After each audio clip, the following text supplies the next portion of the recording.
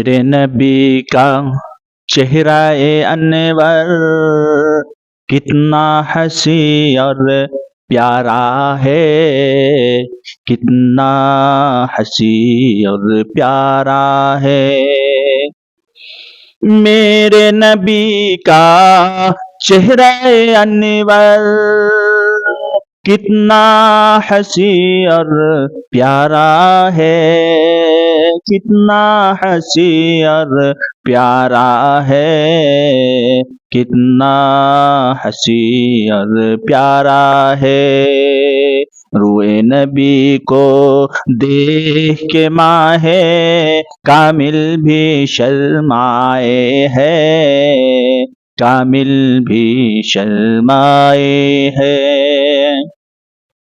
اگر کسی کو کسی سے محبت ہو، کسی کو کسی سے عشق ہو، تو اس کے چار وجوہات ہوتے ہیں۔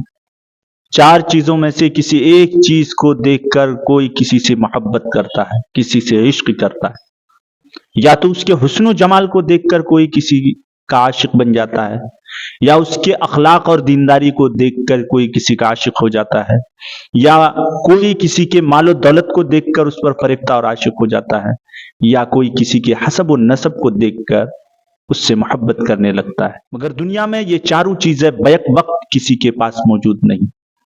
اگر کسی کے پاس حسن و جمال ہے تو دولت نہیں، دولت ہے تو حسن و جمال نہیں، اخلاق ہے تو پیسے نہیں، دولت نہیں، عالی خاندان کا ہے تو حسن و جمال نہیں۔ یعنی کہ یہ چاروں چیزیں بیک وقت کوئی کسی کے پاس یہ چیزیں موجود نہیں ہے۔ مگر میں ایک شخصیت بتاؤں، ایک وہ ہستی بتاؤں، ایک وہ ذات بتاؤں جن کے اندر یہ چاروں چیزیں بیک وقت موجود ہے، اور یہ چاروں چیزیں اللہ نے ان پر ودیت کی ہے۔ وہ ہے ہمارے اور آپ کے آقا سرکار مدینہ صلی اللہ علیہ وسلم کی ذات مقدس۔ اللہ نے کمال درجے کے یہ چاروں چیزیں اللہ کے نبی صلی اللہ علیہ وسلم کو عطا فرمائی۔ اگر کسی کے پاس یہ چاروں چیزیں ہوں بھی تو کمال درجے کے نہیں ہوں گے، مگر اللہ کے نبی صلی اللہ علیہ وسلم کو اللہ نے یہ چاروں چیزیں بیک وقت کمال کے درجے کا عطا فرمایا ہے۔ اللہ کے نبی کا حسن و جمال بھی اعلیٰ پیمانے پر، اللہ کے نبی کا اخلاق بھی اعلیٰ پیمانے پر، انک لعلی خلق عظیم۔ اللہ کے نبی صلی اللہ علیہ وسلم کے خاندان بھی اعلیٰ پیمانے پر، عالی خاندان میں حضور صلی اللہ علیہ وسلم کی بعزت ہوئی، اور مال و دولت کے اعتبار سے بھی اعلیٰ۔ یہاں ایک چھوٹا سا سوال پیدا ہوتا ہے، آپ کے ذہن میں بھی یہ کھٹک رہا ہوگا کہ اللہ کے نبی اس دنیا سے غربت کی زندگی گزارتے ہوئے چلے گئے، تو پھر اللہ کے نبی صلی اللہ علیہ وسلم مال و دولت میں اعلیٰ پیمانے پر کیسے؟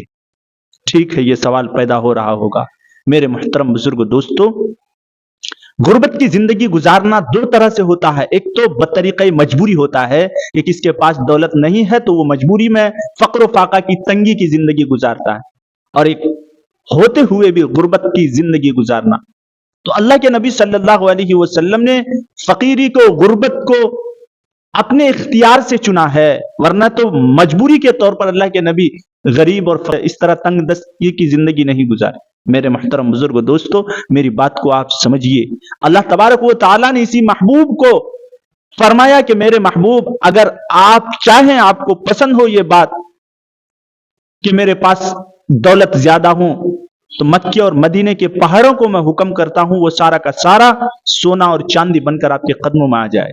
اللہ کے نبی نے جواب میں فرمایا، اے اللہ، ہمیں دولت کی ضرورت نہیں ہے، ایک وقت کھاؤں گا تو آپ کی نعمتوں کی شکر گزاری کروں گا، اور اگر ایک وقت بھوکا رہوں گا تو صبر کے دامن کو مضبوطی سے پکڑے رکھوں۔ تو یہ چاروں چیزیں اللہ کے نبی صلی اللہ علیہ وسلم کی ذات مقدس میں اعلیٰ درجہ، اعلیٰ پیمانے پر اللہ تعالیٰ نے ودیت کر رکھی ہے۔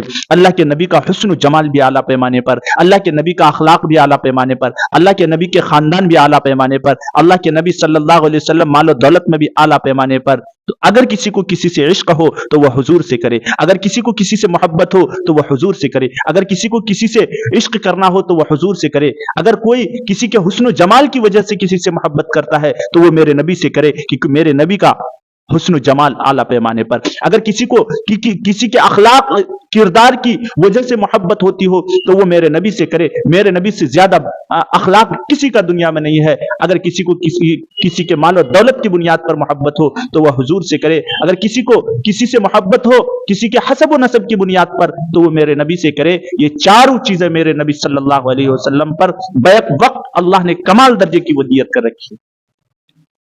اسی کو شاعر نے ایک جز کو بیان کیا. اللہ کے نبی کے حسن و جمال کو شاعر نے اس کی منظر کشی کی ہے, اس کا نقشہ کھینچا ہے کہ میرے نبی کا چہرہ انور کتنا حسین اور پیارا ہے, کتنا حسین اور پیارا ہے. میرے نبی کا چہرہ انور کتنا حسین اور پیارا ہے, کتنا حسین اور پیارا ہے, کتنا حسین اور پیارا ہے. ارے روئے نبی کو, رو بولتے ہیں چہرے کو, روئے نبی کو دیکھ کے ماہ کامل بھی شرمائے ہے, کامل بھی شرمائے.